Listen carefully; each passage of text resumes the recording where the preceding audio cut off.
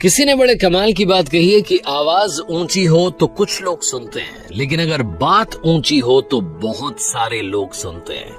Hi guys, मैं हूं RJ Kartik. एक छोटी सी कहानी। ये कहानी एक लड़के की। 24 साल का लड़का जो सेठ के यहाँ पर नौकरी करता था। उसके माँ बाप इस दुनिया में नहीं थे। जिंदगी बड़ी परेशानी में चल रही थी।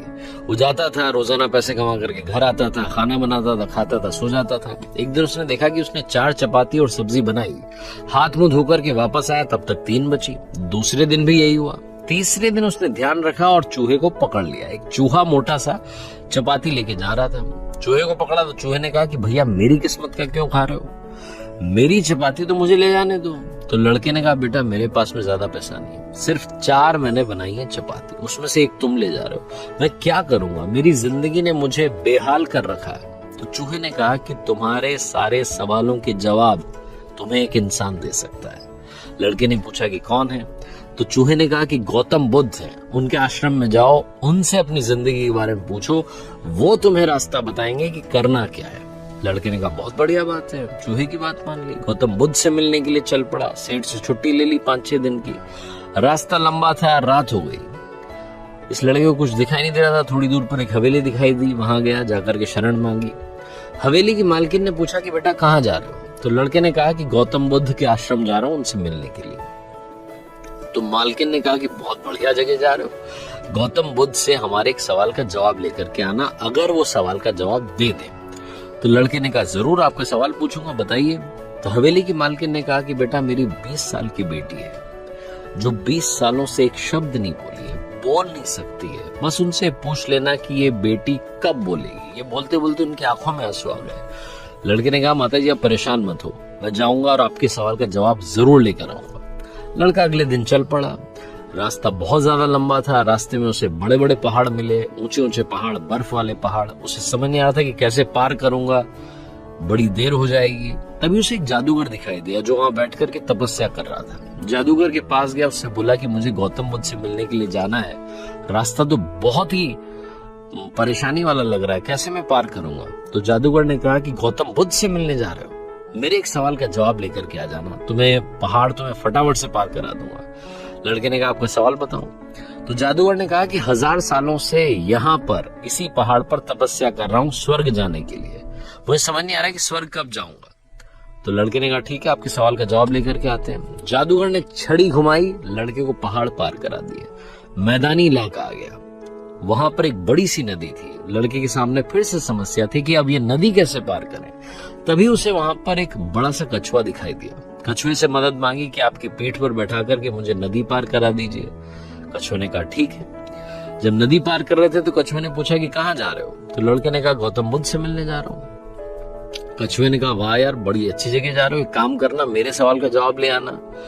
तो लड़के ने कहा कि आपका भी सवाल बताइए। तो कछुए ने अपना सवाल बताया कि मैं बड़े टाइम से 500 सालों से इसी नदी में हूँ और ड्रैगन बनने की कोशिश कर रहा हूँ, ड्रैगन कब बनूंगा ये बस पूछ करके आ जाना। लड़के ने कहा ठीक है। लड़का पहुंचा आश्रम में, गौतम बुद्ध के पास। प्रवचन चल रहा था, प्रवचन खत्म हुआ। गौतम बुद्ध ने कहा कि हर कोई मुझसे सवाल पूछ सकता है, लेकिन सिर्फ 3 सवालों के जवाब दिए जाएंगे।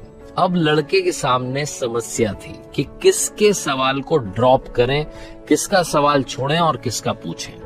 लड़के ने सोचना शुरू किया। सबसे पहले हवेली की मालकिन नजर में आई, ध्यान में आई। तो उसे लगा कि वो तो अपनी बेटी का इलाज कराना चाह रही है, उनकी बेटी बोल नहीं रही है, उनकी आंखों में आंसू थे, उनका सवाल पूछना जरूरी है। दूसरी जो तस्वीर उसके दिमाग में आई, नजर में आई, वो आई जादूगर की।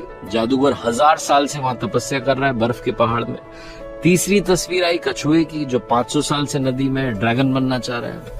फिर लड़के को अपनी तस्वीर नजर आई, जो सेठ के यहाँ पर एक लड़का नौकरी कर रहा है। लड़के ने सोचा कि मैं तो नौकरी कर ही रहा हूँ, खाना खा ही रहा हूँ, ठीक चल ही रहा है, थोड़ी और मेहनत करूंगा, कुछ बदलूंगा।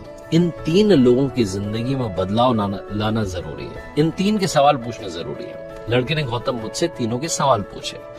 गौतम बुद्ध ने जवाब दिया सबसे पहले हवेली की मालकिन के सवाल का। उन्होंने कहा कि उस मालकिन की जो बेटी है 20 साल की, उसकी जैसी ही शादी होगी वो लड़की बोलना शुरू कर देगी। दूसरे सवाल का जवाब देते हुए गौतम बुद्ध ने कहा कि जो जादूगर है उससे कहना कि वो छड़ी छोड़ दे। जिस दिन उसने छड़ी छोड़ दी, छड़ी का त्याग कर दिया, वो स्वर्ग चला जाएगा। तीसरा सवाल था कछुए का। गौतम बुद्ध ने कहा कि उस कछुए से कहना कि अपना कवच उतार दे। जिस दिन उसने कवच उतार दिया उस दिन वो ड्रैगन बन जाएगा। लड़के ने नमस्कार किया, प्रणाम किया, चल पड़ा वापस रास्ते में। कछुआ मिला, कछुए से कहा कि भैया कवच उतार दो। गौतम बुद्ध ने कहा है तुम ड्रैगन बन जाओगे। कछुए ने जैसे ही कवच उतारा मोती ही मोती निकल आए। कछुए ने कहा मोती का मैं क्या करूंगा, आप ले जाओ। लड़के को मोती दे दिए और कछुआ ड्रैगन बन गया। थोड़ा आगे चला तो जादूगर मिला। जादूगर को जाकर के कहा कि भैया आपको छड़ी छोड़नी पड़ेगी तभी आप स्वर्ग जा पाओगे। जादूगर ने कहा ये लो छड़ी छोड़ दी, ये छड़ी तुम रख लो, मैं स्वर्ग चला जाऊंगा। जादूगर स्वर्ग चला गया। और अब आई बारी तीसरे सवाल की। ये पहुंचा उस हवेली में जहां मालकिन ने सवाल भेजा था। मालकिन से जाकर के बोला कि मालकिन आपका जो सवाल था उसको जवाब मिल गया है। आपकी 20 साल की बेटी की जिस दिन शादी हो जाएगी उस दिन ही बोलना शुरू कर देगी। उन्होंने कहा क्या बात है, तो देर कैसी, मेरे सामने ही तो दूल्हा बैठा है, तुमसे बढ़िया लड़का कौन हो सकता है। लड़की को बुलाया गया, लड़के ने लड़की को देखा, लड़की ने लड़के को देखा, शादी करा दी गई। और जैसे ही शादी हुई लड़की ने पहली बात बोली कि आप तो वही हो जो उस दिन रात में हमारे यहाँ आकर के रुके थे। लड़की ने बोलना शुरू कर दिया। लड़के के पास में जिंदगी में पैसा आ गया क्योंकि मोती मोती आ गए, जादूगर की छड़ी आ गई, ताकत आ गई और शादी भी हो गई। लड़के की जिंदगी सेटल हो गई सिर्फ इसलिए क्योंकि उसने अपने सवाल का त्याग कर दिया था। इस दुनिया में जो जहाज होता है जब किनारे पर होता है तो सुरक्षित होता है, सबसे ज्यादा सेफ होता है, लेकिन उसे दूसरे किनारे पर जाने के लिए इस किनारे का त्याग करना पड़ता है, लहरों से भिड़ना पड़ता है, मुकाबला करना पड़ता है। इस लड़के ने जब तक अपना सवाल नहीं छोड़ा था इसको जवाब नहीं मिले थे। ये छोटी सी कहानी लाइफ में बहुत बड़ी बात सिखाती है। अगर आप कुछ कमाल करना चाहते हैं तो त्याग कीजिए उन बुरी आदतों का, आलस्य का। सुबह जल्दी उठना शुरू कीजिए, अपनी लाइफ में जो बैड हैबिट्स है उन्हें हटाइए, तभी जाकर के आप कमाल कर पाएंगे। आरजे कार्तिक एक बार फिर आपसे कहेगा, कर दिखाइए कुछ ऐसा कि दुनिया करना चाहे आपके जैसा। हर सोमवार सुबह 9:30 बजे मेरे चैनल पर देखिए एक नई कहानी।